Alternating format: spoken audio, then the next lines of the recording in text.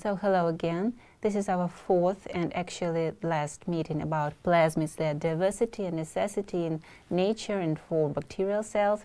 So my name is Sергeyeva Жанна, and I'm telling you the whole story about plasmids, the basic information that will be useful for you if you're interested in such things.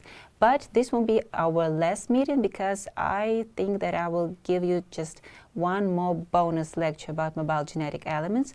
This will be the next one, and today we continue our conversation about plasmids.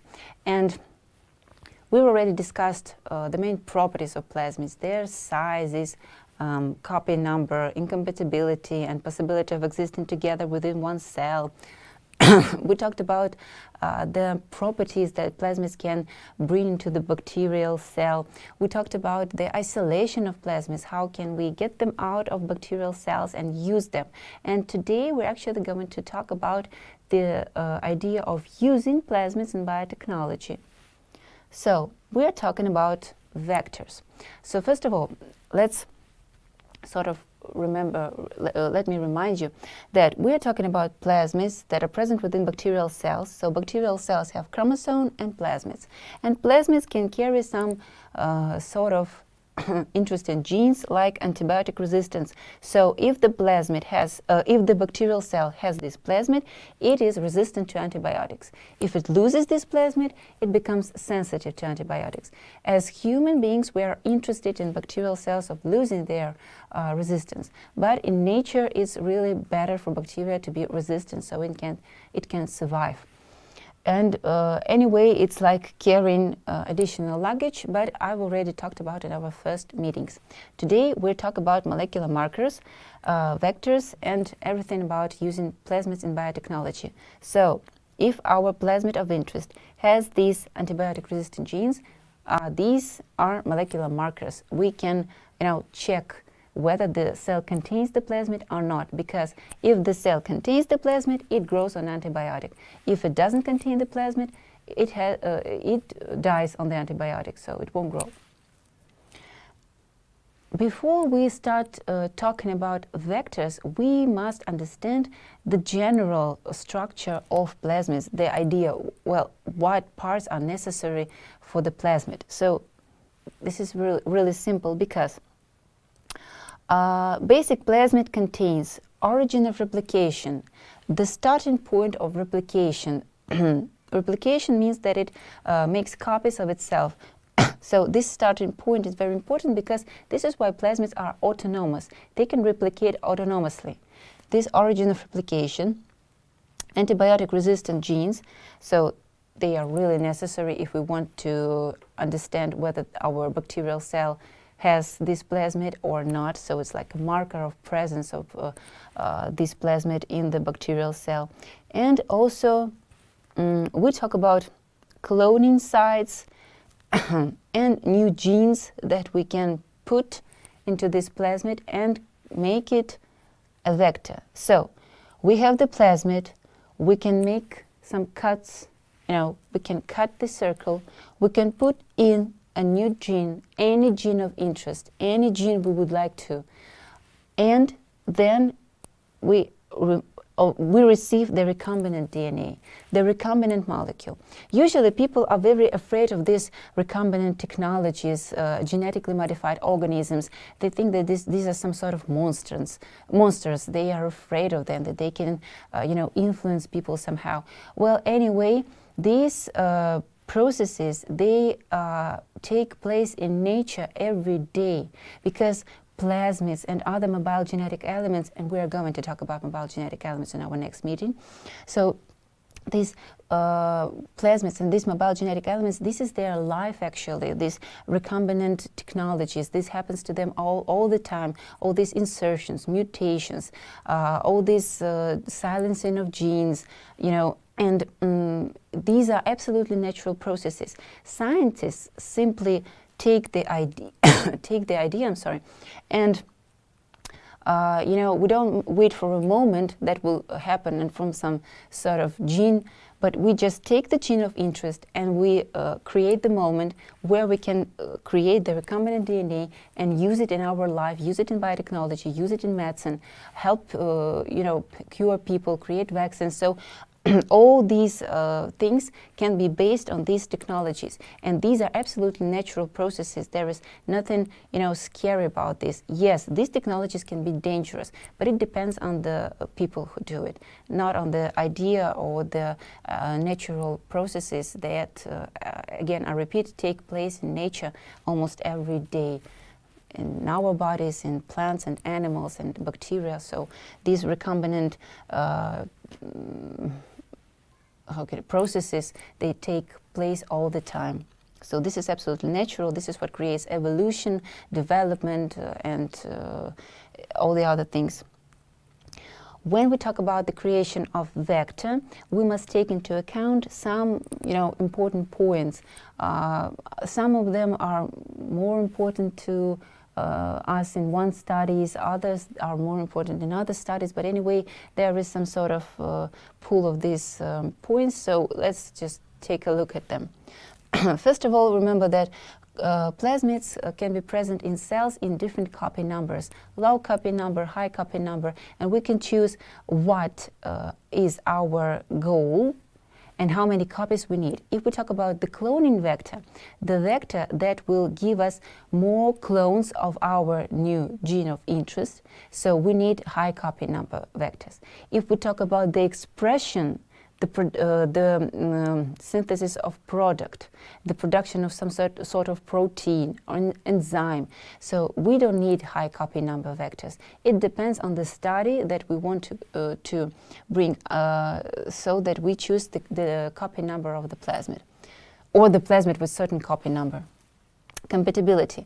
Remember that not all the plasmids, all the different plasmids can stay together within one cell. If we use different vectors, we must remember that they must be compatible within one bacterial cell. Minimalism. The smaller vector is, the more stable it is. Because if we put a lot of things in our vector, it will become large in its size and very complicated, but probably not stable. And it probably can ruin or break down in any moment, so we don't need it. The smaller the size, the better it is for biotechnology. We must think about cloning of this vector, so we must think about the better surrounding for this vector. So what will be the bacteria that we will put this vector in? What will be the conditions for this vector? And everything influences our choice when we think about what exactly plasmid we will choose for this or that work. Specificity. So we already talked about broad and narrow host range plasmids. So some plasmids can move through different species of bacteria.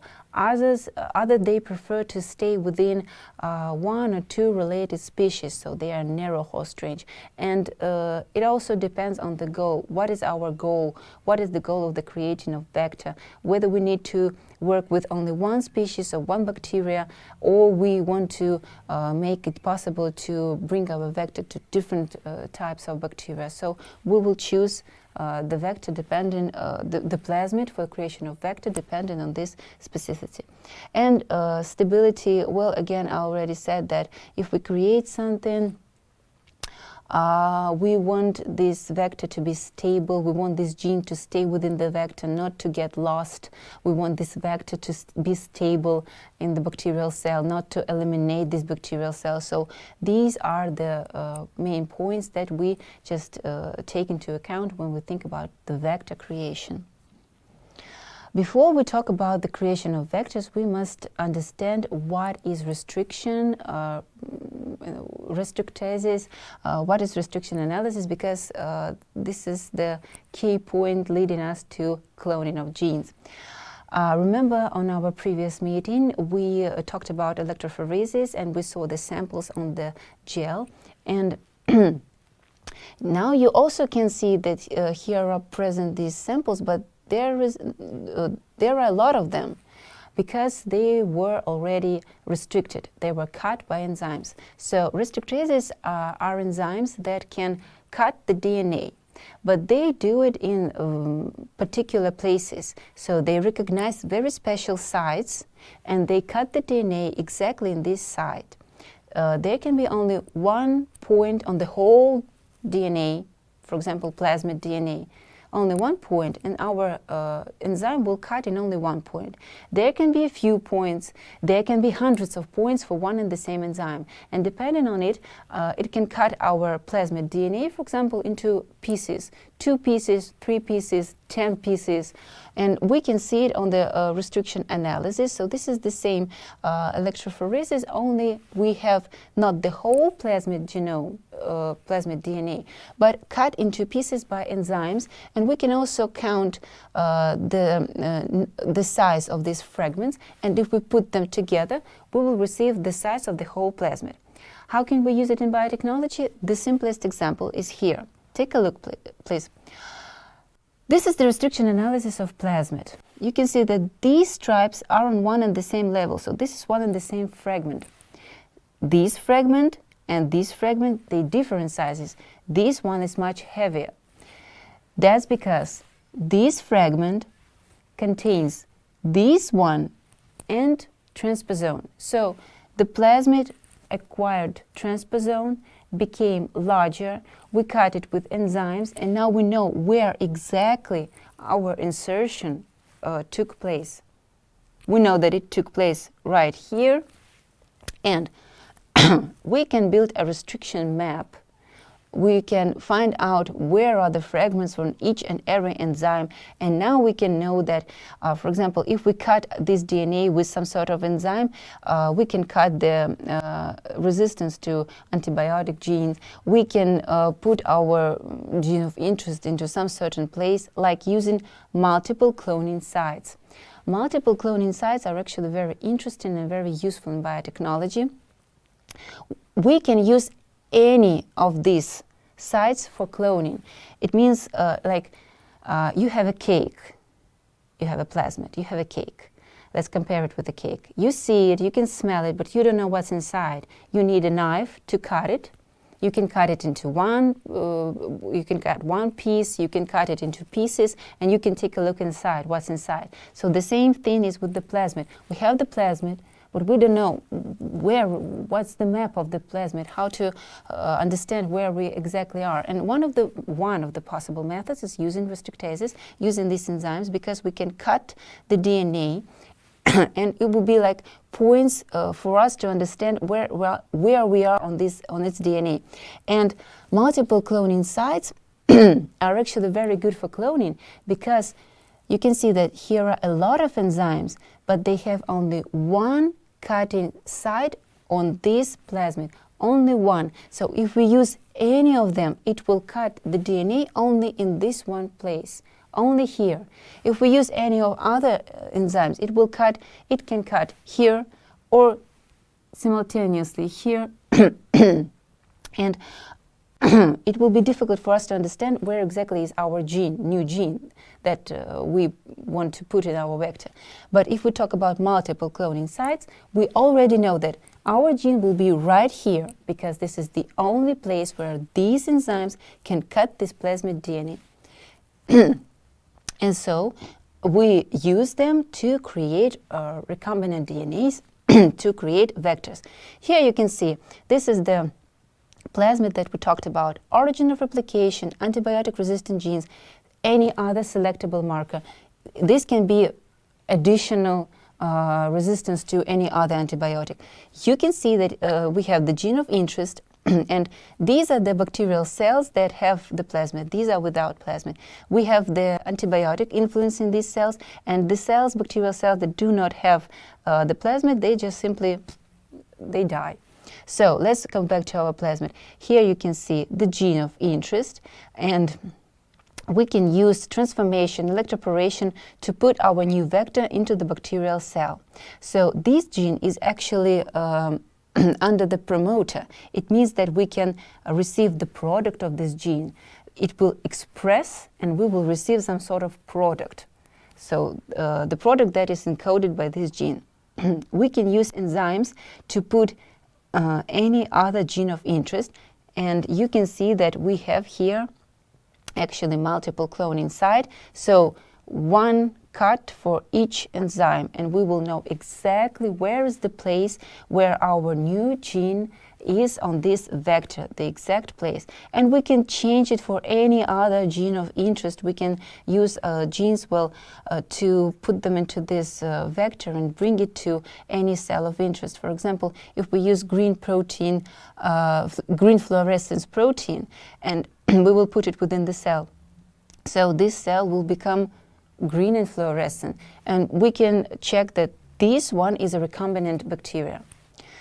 We can change it for any other color, for example, like again using another gene, and so it will be, for example, like of other color like orange. So we can use different genes. We can create recombinant bacteria.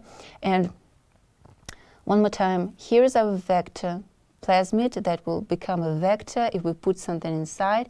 So we have antibiotic resistance, we have selectable marker, we have origin replication, and we have the insert gene. Here is the restriction site. We cut the DNA, we put the gene inside, and we have it. If this plasmid will simply replicate within the cell, we will receive more and more copies of our gene. We can later cut it out again. If we will use this plasmid as an expression vector, so it means that the system including promoter will work, and these gene will express and we will receive the product. For example, we want to receive some sort of enzyme, and this whole system will create a special factor from the bacterial cell that will produce this protein, that will produce this enzyme. So here is a famous vector, PBR 322. It is used for different purposes in biotechnology. It's rather small. It has resistance to ampicillin and tetracycline, and you can see that it doesn't have multiple cloning site. But anyway, we can use it. So, for example, how can we just use these two resistance to two antibiotics simultaneously? If we put this vector into the bacterial cell, it will receive the ability to grow on ampicillin and tetracycline simultaneously. So we put both antibiotics into the medium and the cell grows on it. If we use this site to clone our gene, so we cut the DNA, we put the gene inside, and the ampicillin resistance gene is broken. It doesn't work any longer. And we put this new plasmid into the bacterial cell. The bacterial cell will still be able to grow on tetracycline, but will lose its ability to grow on the ampicillin. So those cells that won't be able to survive on ampicillin will be recombinant. There are some methods to grow them on medium with antibiotic and without antibiotic, and then choose the right strain for our further purposes. The same situation if we will use any of these three sites, so we can clone our gene of interest into any of these sites, and our new recombinant cell will lose the ability to grow on tetracycline, but will grow on ampicillin. So there are a lot of,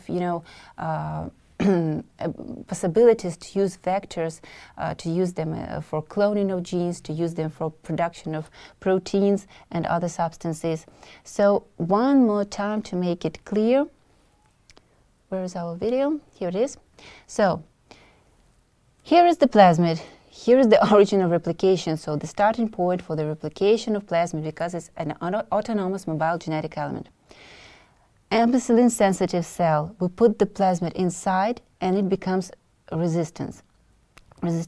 Here is the site where the restriction enzyme recognizes and cuts the DNA. So these plasmids are cut, the new gene is inserted into this one and it becomes larger, and this one without. So here the gene is full and it works. Here the gene is broken and it doesn't work any longer. This gene gives a special color to the cells. You will see it. So here we can receive the product, and if we receive the product, these colonies are blue. no recombinant DNA incorporated. Other cells become white because the gene is broken, because of the new gene inserted in our vector. So we can take these white colonies, and these are recombinant bacterial cells containing recombinant vector, recombinant DNA with new gene, and we can work with them further in for biotechnological needs. So I would like to point one more time that vectors can be used for mainly two main goals. We can clone genes, so simply put the vector inside the bacterial cell, and it will replicate because plasmids are autonomous, they replicate autonomously, so it will replicate and we will receive new copies of our gene.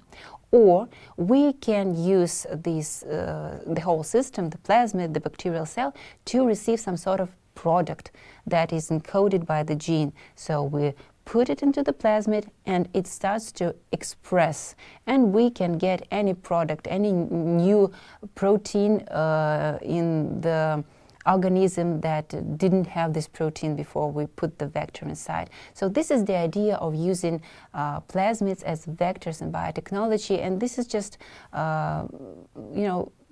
small piece of information, small piece of the possibility of using plasmids in biotechnology and for genetic recombination and for all the other needs. And I believe that it was interesting for you. Thank you for your attention, and see you on our next meeting where we're going to talk about mobile genetic elements. As for the plasmids, I think this is it. Thank you. Goodbye.